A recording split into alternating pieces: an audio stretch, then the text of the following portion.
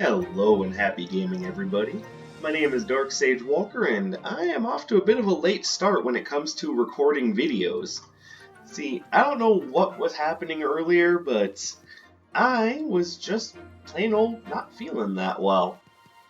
So, I don't know, I laid down to just let myself rest for a little bit, woke up, did a little exercising, and now I'm here. So, I don't know if this is going to make any difference in when this gets uploaded, thanks to how long it can take for YouTube to finish uploading my videos, but there you go. Cecil says hello. Oh, hello, Mr. Bird. How's it doing, buddy? He's just looking at me like, what? What'd I do? Alright, so today's build is just kind of a basic build just to get us going for the start of the week. We are expecting, I'm expecting the poll to be over about midnight tonight, so if you haven't voted yet, you have a few hours left to do that. Remember, it's Diablo or Lucifer, as in Helltaker's Lucifer. So,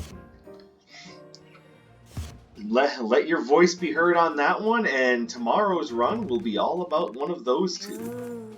So let's quick get into today's run. I said I wanted to go with something just a little bit on the simpler side, mostly for the reason of I wasn't feeling too great, so I thought I would go with something that I knew pretty well. I also wanted to show off the Fall and Limited Edition Robe combo. See, this is a defensive combo that basically makes it so that no attack will ever do more than a maximum of 10% of my maximum health. And this makes my maximum health 100 regardless of anything else. Which does mean that certain items are on the table and certain other items are off of it. So it'll be fun to see what sorts of things I can find on this run. I'm hoping for something really interesting like Double Trouble. That could be a lot of fun. Yeah, so let's just go ahead and get into it. Are you gonna start me anywhere interesting? Nah. Take me away!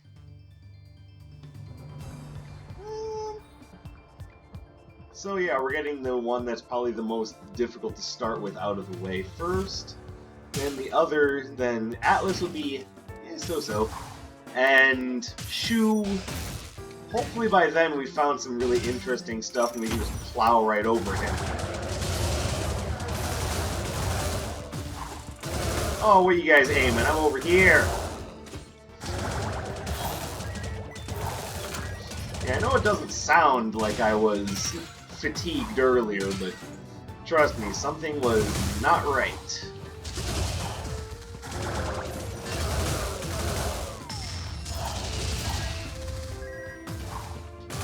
I don't know what it was. There was just this feeling of, non-responsiveness in a manner of speaking. I see Dr. Song over there. I just don't think I have enough to warrant going to see her. And the problem with her showing up early is that and I'm actually gonna wait to buy anything here, even as much as I like the Infinity Marble and the Sleepy Thunderstone. I'm going to wait because I want to see what Iris has for sale. There's always the possibility that not only will she have the bubbles upgrade that I so desire, it's also possible that she may have just some other cheap arcana that I can give to Dr. Saul. It's a long shot for sure, and it's really going to depend on how much I've earned in the way of expendable fund by then. But let's see what happens. After all, stranger things have happened in this world.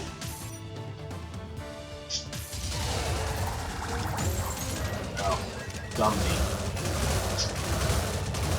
Now wash, because part of the Fall Robe is that you regenerate. See?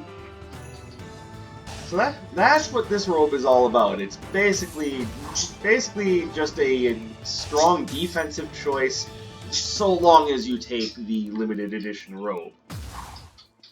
And with the limited edition robe or not, part of the problem with the Fall Robe is that it is easier to just get curb stomped. You know, that little problem that happens when... Ow. That little problem that happens when you get stuck in a corner with multiple enemies that attack quickly, like multiple rogues or multiple ghouls, where they'll just keep slapping you and slapping you and slapping you until eventually they can't slap you anymore because you are dead. So that's part of the problem. That's probably the biggest problem with using this build, is that it does unfortunately set me up to be an easy target of, you know, being gang slapped to death.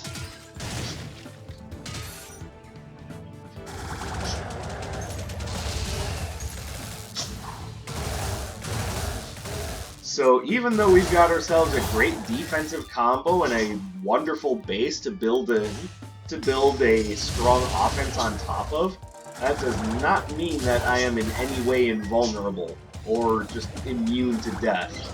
What it means is that I've got a strong defensive base to build a run on top of.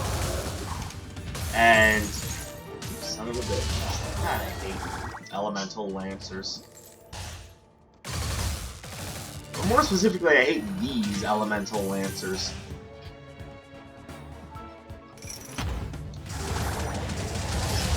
More than I hate other things? Probably not.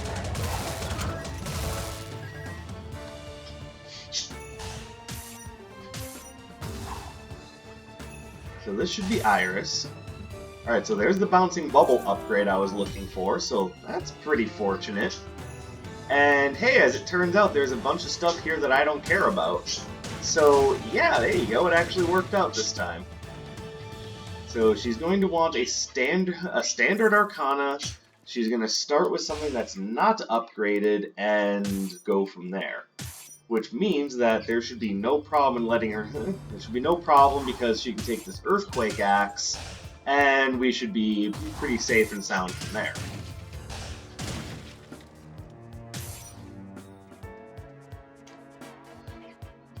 Alright, I see the problem though. I never actually fully walked into her station, so the portal never opened up. So where is the portal? Right there.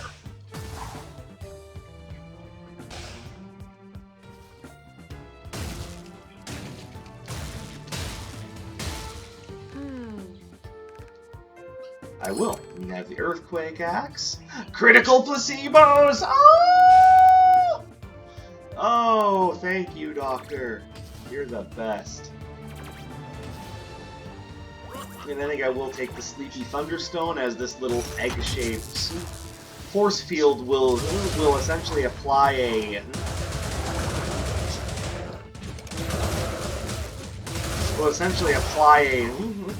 for lack of a better term, a no-fly zone that enemies will have a hard time getting to.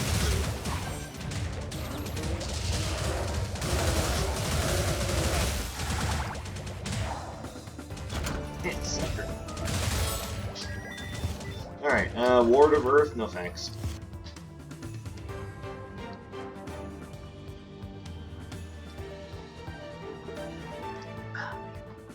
So that is going to incentivize me to pick up other Arcana and Relics that pertain to critical hits.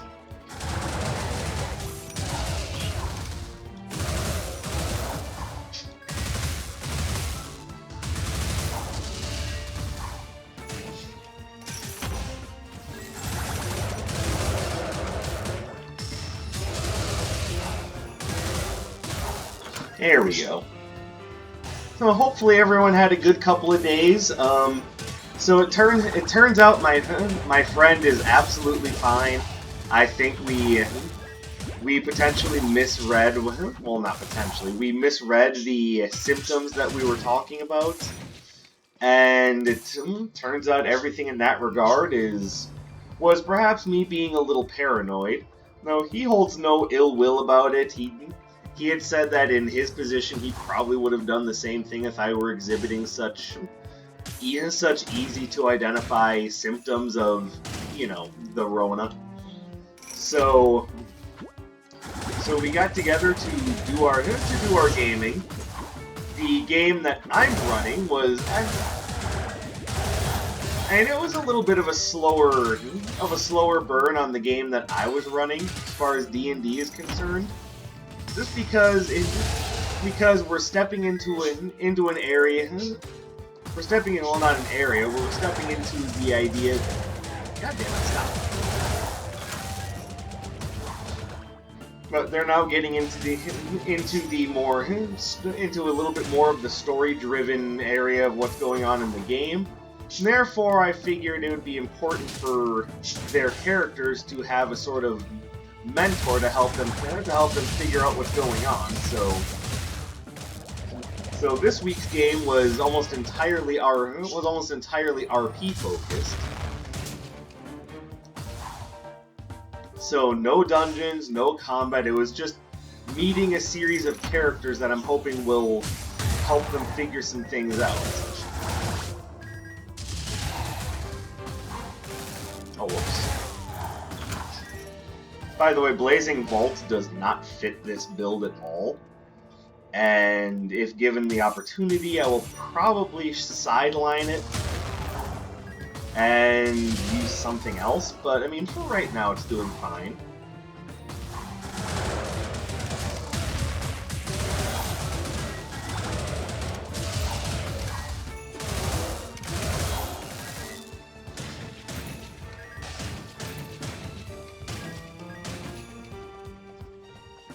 So, hopefully my players were okay with the last session of my game being almost entirely a RP session.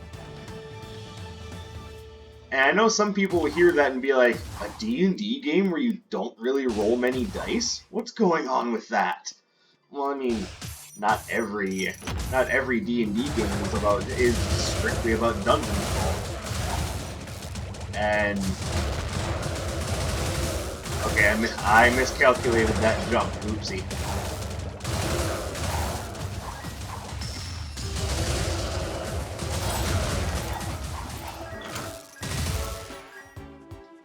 But sometimes when you do a game, what you're aiming for is less about dungeon crawling and monster slaying and more about world building. Okay, so I do like Firewall, but not enough to dedicate it as part of my build. I think I do want Razor Petals though. Razor Petals functions very well with a critical hit mindset. It's also good just to cut people off.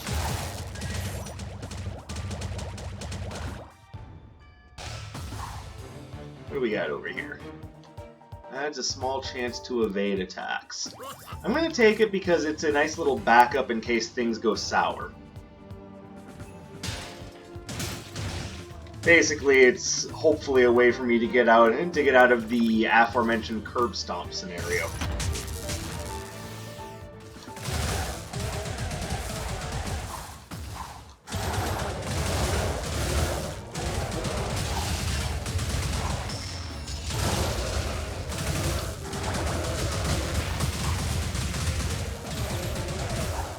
There we go. And that is rather nice, as that's going to help me level up the base damage of my signature. So we're well on our way. Now we just need some things to boost our base damage. Like I said, if I happen to find something like Double Trouble, that would be great.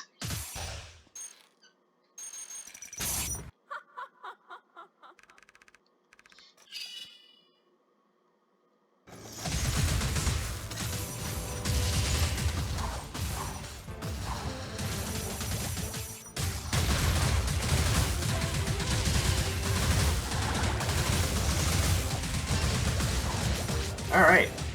There's a lot of damage for one combo.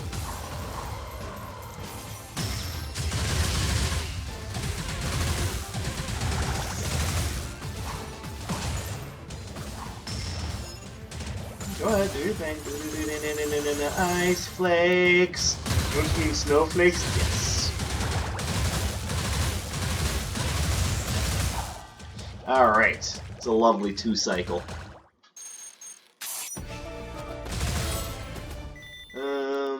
How do I feel about magnetic follow-up? I feel like dancing. Average. I don't have a problem with it, it's just average.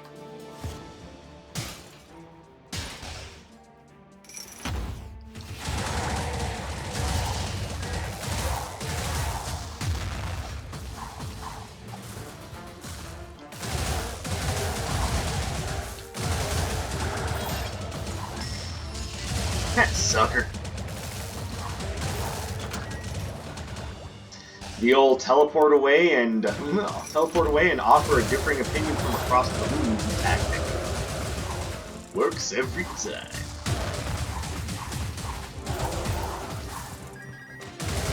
Hey you, get in the pit.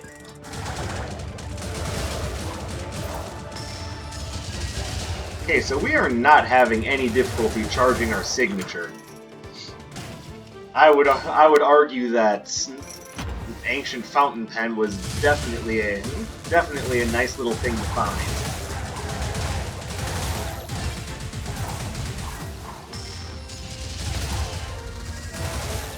That also means that if we're getting a signature nearly every fight, that means that's going to build up rather quickly. Oops. I didn't mean to teleport into the wall, it just happened!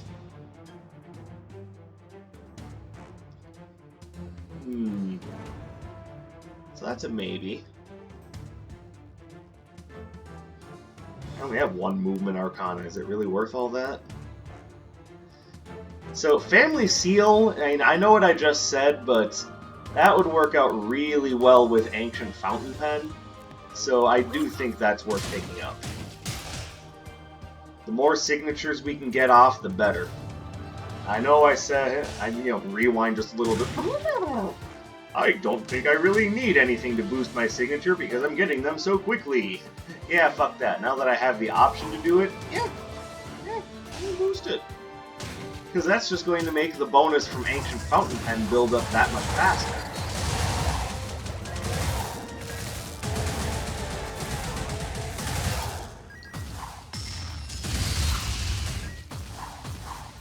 I see no reason not to abuse the crap out of that.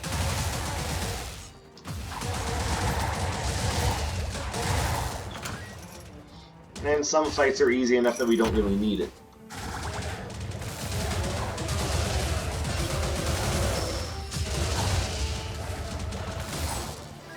So the one problem that I have with Ancient Fountain Pen, with the signature that I have, is that it's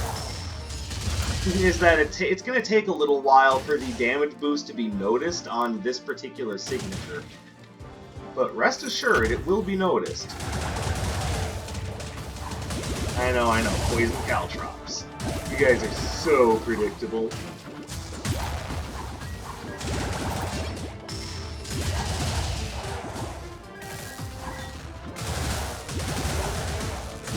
Oops. Okay, I duffed a little bit.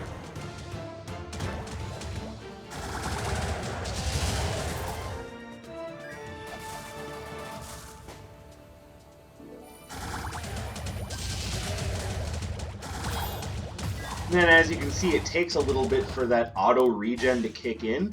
So don't go getting a false sense of hubris about, or it wouldn't be a false sense of hubris. It would be a sense of hubris. Allow me to try to work with the definitions that we all understand.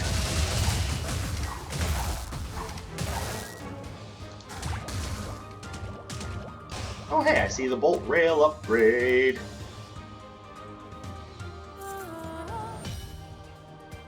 Well, I wish you had the upgrade to Razor Pedal, but still.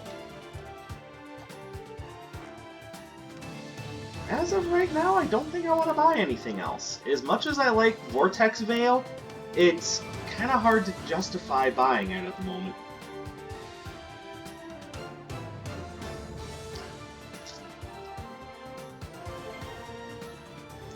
Mostly because I have a build going right now that doesn't incentivize me getting that close to enemies, so screw it.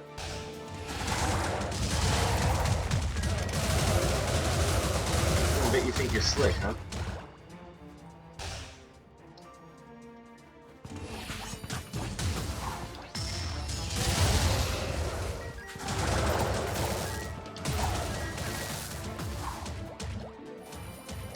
Alright. But that was essentially one D&D game, was doing a little world building and doing a little bit of catch up and empowerment for the characters involved. Not necessarily for the players, because the players should by now have a pretty good idea of what they want to do with their characters and where to go from here. No, this was more. This is for the character, because we do put a focus on role playing. It bears bringing up that the characters are the ones that are having trouble understanding what's going on, because they were pretty much everyday schlub normal guys until the events of the game started. So a big chunk of this game is them getting used to the things that they're seeing in the new role that they have to essentially fulfill. And when you're dealing with supernatural things going on in your world, that can be rather difficult to wrap your head around.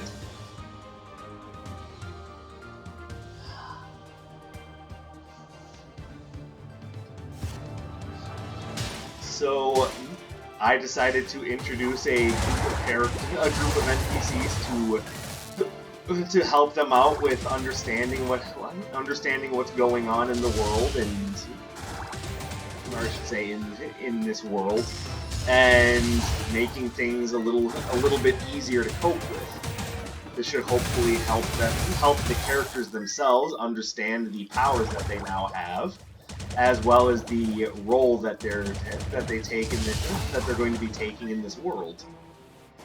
I'm hoping that's the case, and they're not just like, waiting for me to do all the work for them, because that's not how this works. And yes, I do have NPCs in the game that are a part of the party, but they are not there to do all the work for anyone. No. Perish the thought. I'm actually more so excited to see what the PCs come up with, and I can confidently say that at least one of them has been pretty creative in coming up with solutions to problems. I'm on level 2-2. Okay, so I was really hoping to show off the Fall Robe with either Double Toil or Double Trouble, but it seems like the game would rather have anyone other than Nox the Unfortunate show up in the red portal, so I don't know. I'm trying. I really am. But there's only so much I can do if the opportunity simply isn't there.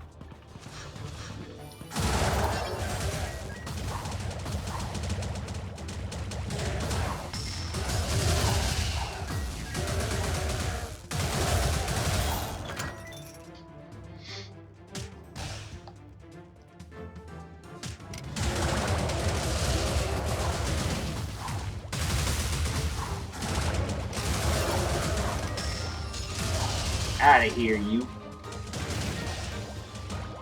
So that brings us up to the other game that we do, which is my roommate's game. And do I have anything I want to sell to you? I have something that I would want to sell to you later, but not immediately. Ugh, what a strange circumstance I find myself in.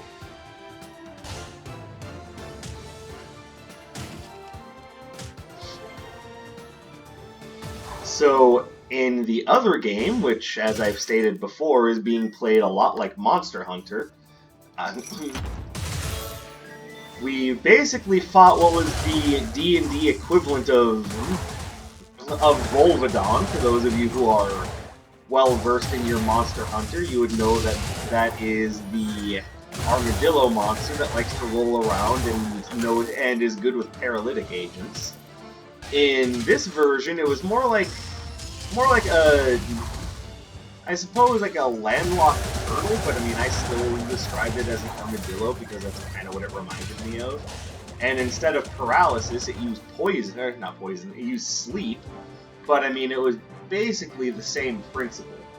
It liked to lash out its tongue at us to try to hit us with the neurotoxin, and it had heavy armor that it liked to use by rolling up into a ball and trying to flatten us.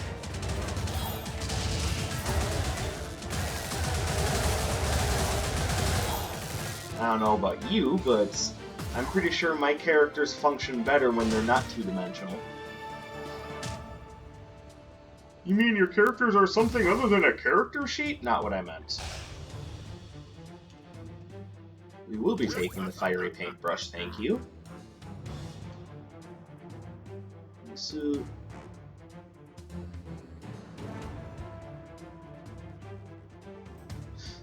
You know, it's funny, whenever I set out to be like, okay, these are the things I'd like to see in a run, I don't proceed with any delusion that that's exactly what I'll find, and you know, the universe will simply work out the way I expect it to.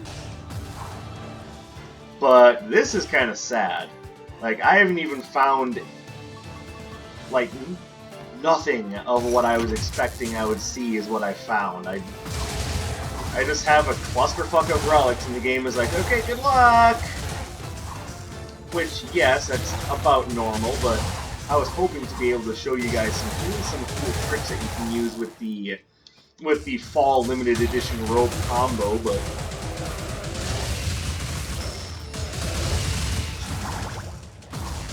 the game just decided that I didn't get to do that.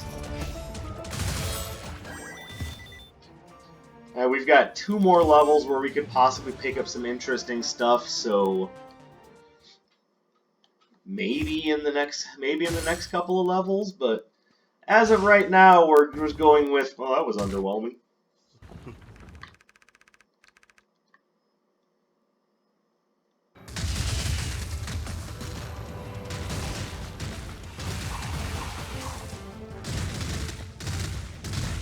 Ow.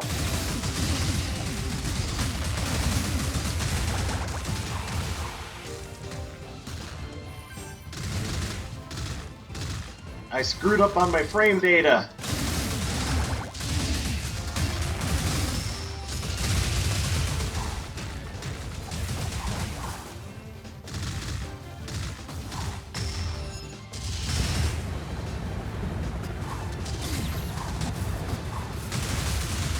That didn't work. It's so difficult to try to hit him after he uses his signature, just because it's so difficult to try to get in a word edgewise when he's got those trails of earth tracking you. Inferno Beam. I don't have a problem with Inferno Beam, but I don't think that's exactly what I want. That having been said, I will take it because it's going to be a bit more useful than Magnetic Follow-Up. So, continuing with what I was saying, the fight with the Volvidon wannabe ended with... There we go.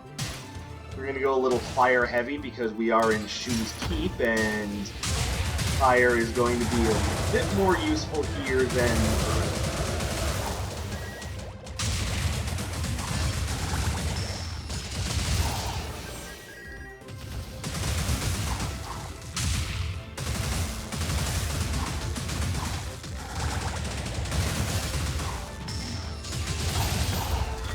There we go.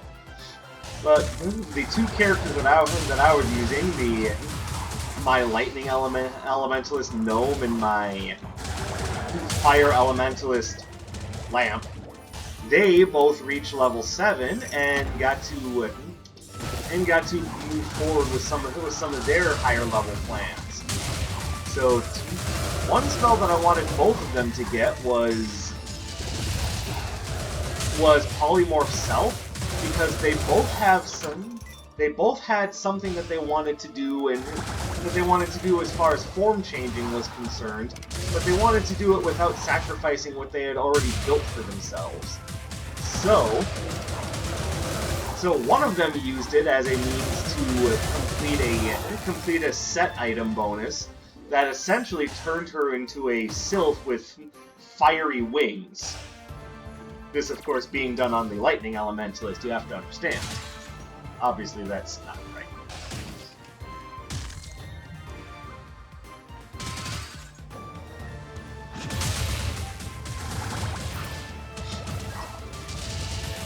So, and the issue that I had with the normal set bonus is that one of the items was actually there to reduce your size, like by about 25%, to put you more in line with the sylph that the item was intended to work with. Oh, you sons of bitches! See, that's what you get.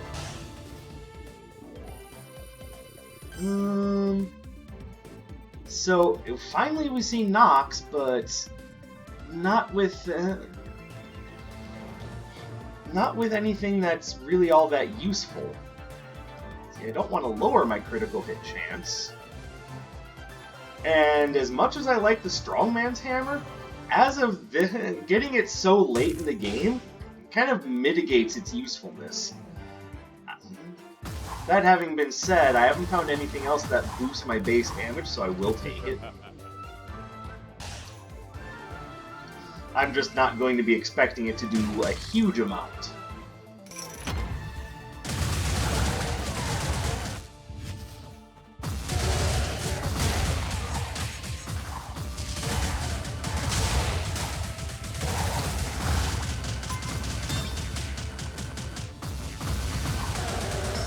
So that's exactly what I meant by getting curb stomped to death, and it's also one of the reasons why I absolutely hate this fucking room.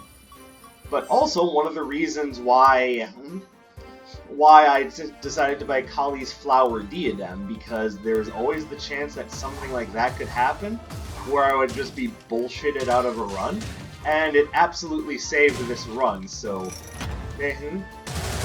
There you go, you have Kali's Flower Diadem to thank for the run actually getting to continue.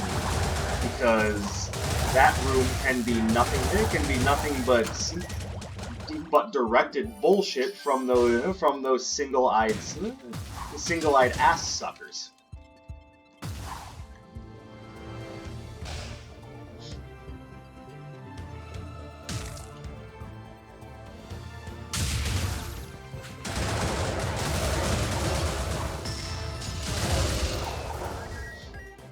So hopefully you now understand why I chose to take Kali's Flower Diadem, and what I was saying earlier about this not making you at all invincible.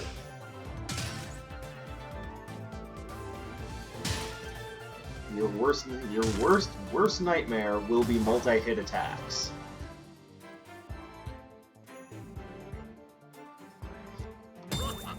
No reason not to take Singing Bowl.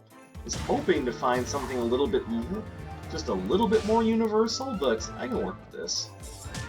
Oh, I'm dumb.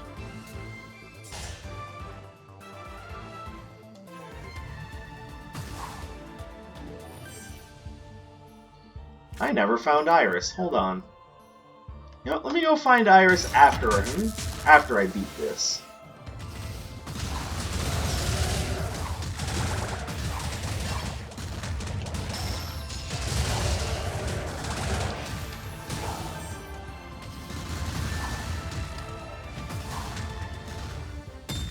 There we go.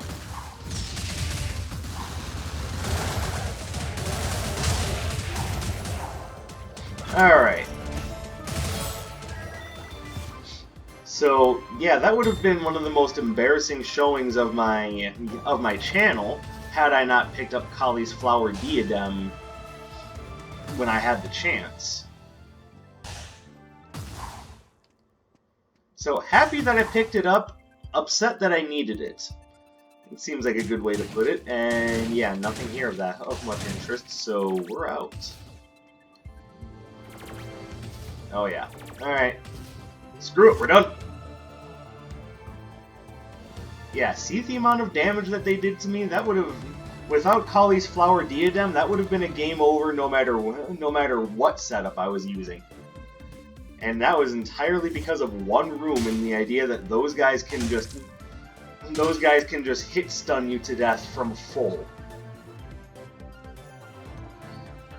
There's a reason why I feel that those enemies are the... See, there's a lot of enemies that I say that I hate, and oftentimes it's either meant to be in jest or meant to be just look out for these enemies. These guys are a pain. The cyclopic beam wielders, they are legit a huge threat just because they can hit stun you and go 0 to death with basically nothing to stop them from doing so. And I have yet to find a room that features those that doesn't feature more than one of them.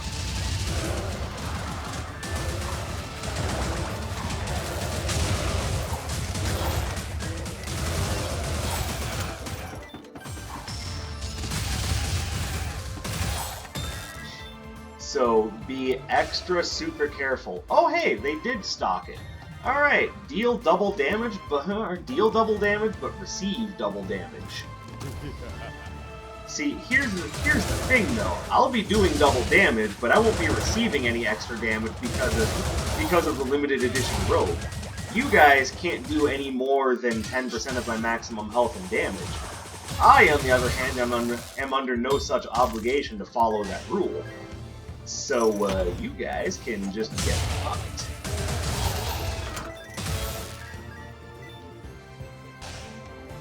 We also just saw Antiquated Tabi kick in there, so hopefully you guys are understanding why I chose the route that I did. Nah, nothing here I want.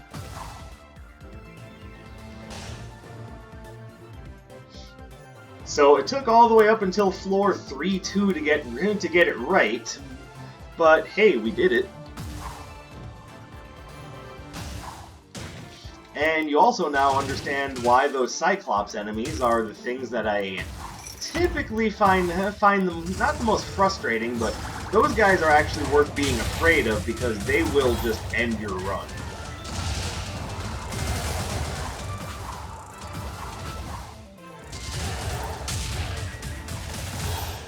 And they have ended my run on numerous occasions before. They are the biggest jerks.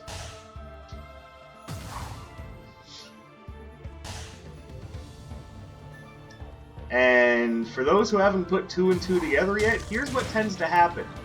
Those guys almost always show up in groups. And when they do, what generally happens is one of them will hit you and start stun locking you. Then the other one will get into range and start hitting you and stun locking you. Then the third one will get into range, start hitting you and stun locking you. And by the time that one is done, the first one is ready to attack again. So it's just a never-ending nightmare of hit stun and bullshit.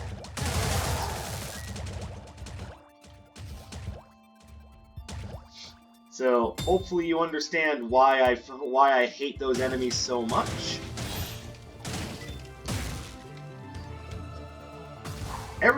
Most everything else, like I said, is either a nitpick or me just kind of facetiously going, I hate you guys. Like, there are little niggles and nitpicks, but most of them are just that because I'm used to how the enemies fight. But those Cyclops guys, they are legit a problem.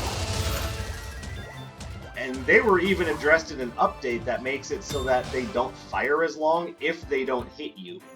On the other hand, if they hit you, then that hit duration, the duration that they can hit you for remains.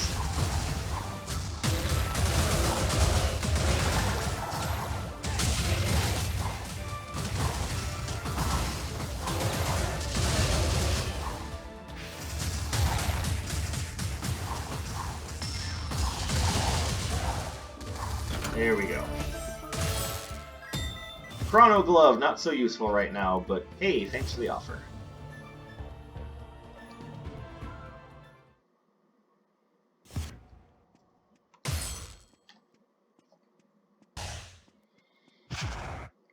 Alright, so there is the possibility that if I'm not careful, his signature will kill me outright, so I need to be on my game with this guy.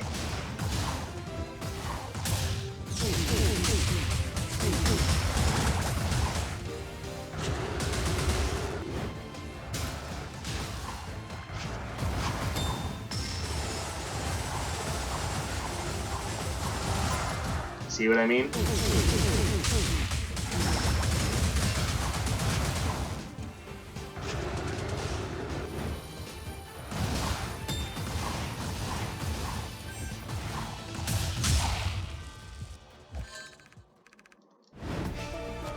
And that was just getting caught by... Wow, they really want me to have magnetic follow-up. Like, they're not even kidding about that.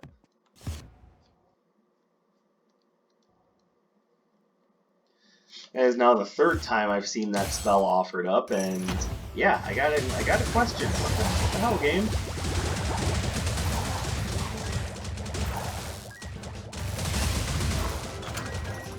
Like, if I had known that this was supposed to be a magnetic follow-up run, I might have built around that.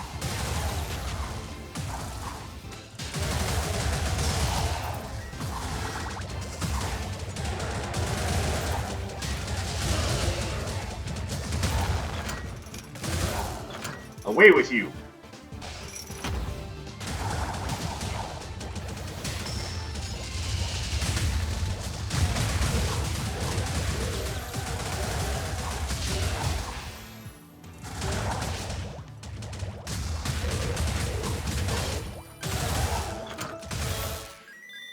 There we go.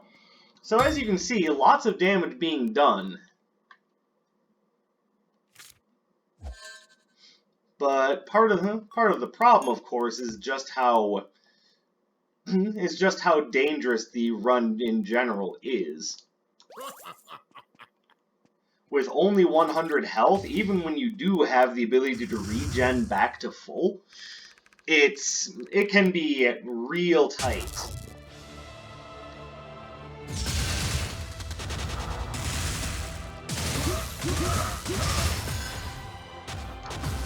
I would say try not to take that out of context, but I know some of you already did, and yes, that does include myself. I'm not above it. I know what sort of person I am.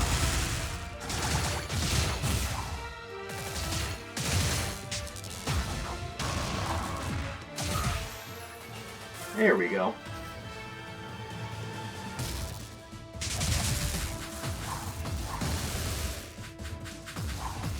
Alright, let's not get greedy. Let's attack when we can.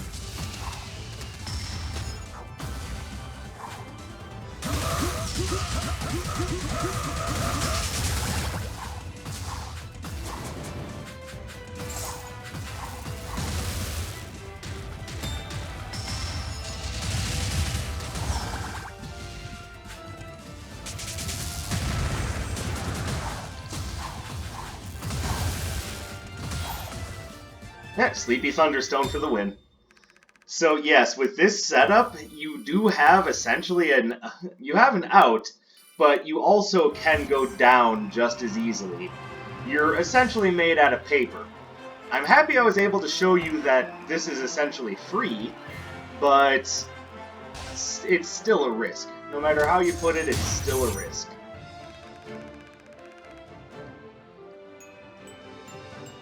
Oh, I didn't even tell you what the other character wanted Polymorph Self for. So she found a potion that allows her to transform into a dragon, but it wouldn't leave her as she is. It would just turn her into a dragon.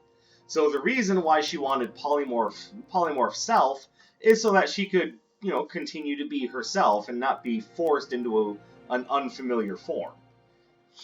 But she hasn't taken that potion yet because she's going for something else. And I'll get into that next time I discuss D&D, but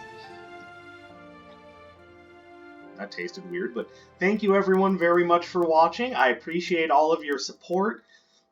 I appreciate you coming to spend time with me. I know your time is valuable, so thank you for spending a little bit of it with me.